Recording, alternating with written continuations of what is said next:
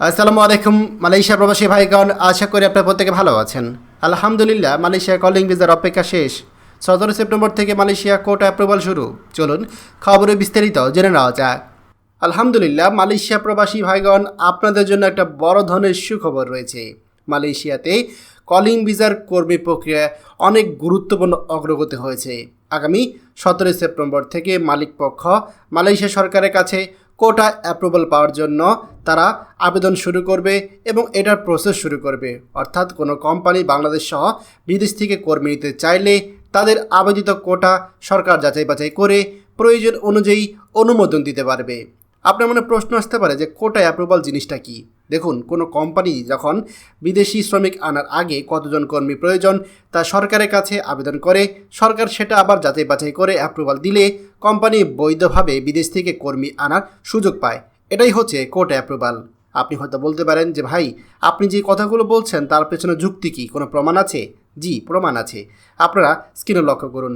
আপনারা দেখতে পাচ্ছেন মালয়েশিয়া সরকারের পক্ষ থেকে মন্ত্রণালয় থেকে ইতিমধ্যেই এই নোটিশটি শেয়ার করা হয়েছে। এখানে যদিও মালয় ভাষায় লেখা রয়েছে, কিন্তু আমি আপনাদেরকে অনুবাদ করে বলে দিচ্ছি। এখানে বলা হচ্ছে মালয়েশিয়া অভ্যন্তরীণ মন্ত্রণালয় বিদেশি কর্মী কোটার জন্য তারা অনুমোদন দিতে যাচ্ছে পর্যটন শিল্প এবং সংস্কৃতি মন্ত্রণালয়ের অধীনে। এখানে বলা হচ্ছে যে পর্যটন শিল্প ও সংস্কৃতির অধীনে থাকা এই খাতগুলোর জন্য বিদেশি কর্মী আবেদন চলবে, যেমন স্পা, কল্যাণ কেন্দ্র, অফিস, হোটেল, পর্যটন দ্বীপসমূহ, গালফ ক্লাব এবং থিম পার্ক। আগামী 17 সেপ্টেম্বর থেকে 2025 থেকে 31 ডিসেম্বর 2025 পর্যন্ত এই আবেদন চলবে।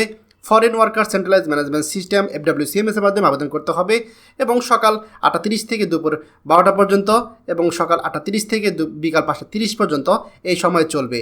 এখানে বলা হয়েছে আরও বেশ কিছু স্থানের নাম দেওয়া রয়েছে এবং প্রক্রিয়ার কথা উল্লেখ রয়েছে, যেমন বিদেশি কর্মী আপনার অনুমোদনের জন্য 1955 সালের নিয়ম অনুসরণ করা হবে, সাক্ষাৎকার আবেদন করা হবে, এখানে লেভি পরিশোধ করতে হবে, আপনার SKB এর মেয়াদ থাকতে হবে 12 মাস।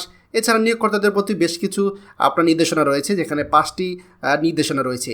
তার মানে বুঝতে পারছেন যে মালয়েশিয়া সরকার কর্মী নেওয়ার জন্য তারা কিন্তু এখন মোটামুটি পুরো প্রসেসটা একেবারে অফিসিয়াল ঘোষণা করে দিয়েছে।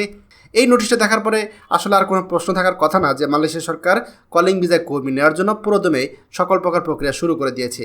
মনে রাখবেন, বাংলাদেশি কর্মীদের ক্ষেত্রে কিন্তু বিষয়টি কিছুটা জটিল। মালয়েশিয়ায় কর্মী পাঠাতে বাংলাদেশ সরকারের সাথে সিন্ডিকেটের বিষয়ে সমঝোতা না হলে মালয়েশিয়ার কোনো কোম্পানি কিন্তু বাংলাদেশ থেকে কর্মী নিতে পারবে না। অর্থাৎ কোটায় অ্যাপ্রুভাল পেলেও সমঝোতা ছাড়া বাংলাদেশ থেকে কর্মী নেওয়া সম্ভব না। তাই বাংলাদেশ সরকারকে অবশ্যই দ্রুত সিদ্ধান্ত নিতে হবে। মালয়েশিয়া সরকার যে অনুমোদনটা দিয়ে দিয়েছে, কোম্পানি কিন্তু তারা বাংলাদেশিদের জন্য ডিমান্ড দিবে, কিন্তু বাংলাদেশ সরকারের সাথে যদি মালয়েশিয়া সরকারের চুক্তি না হয় তাহলে বাংলাদেশ থেকে কোনো কর্মী মালয়েশিয়া নিতে পারবে না। অন্যথায় বাধ্য হয়ে মালয়েশিয়া তখন নেপাল অথবা ইন্ডিয়া অথবা পাকিস্তান অথবা ইন্দোনেশিয়া থেকে লোক নেবে। তাই বাংলাদেশকে অবশ্যই দ্রুত পদক্ষেপ নিতে হবে, অন্যথায় কলিং ভিসা অন্য যে কোনো দেশের আন্ডারে চলে যেতে পারে এবং এত বড় একটা সেক্টরে আমাদের বাংলাদেশি কর্মী পাঠানোর যে সুযোগ সেটা মিস হয়ে যাবে।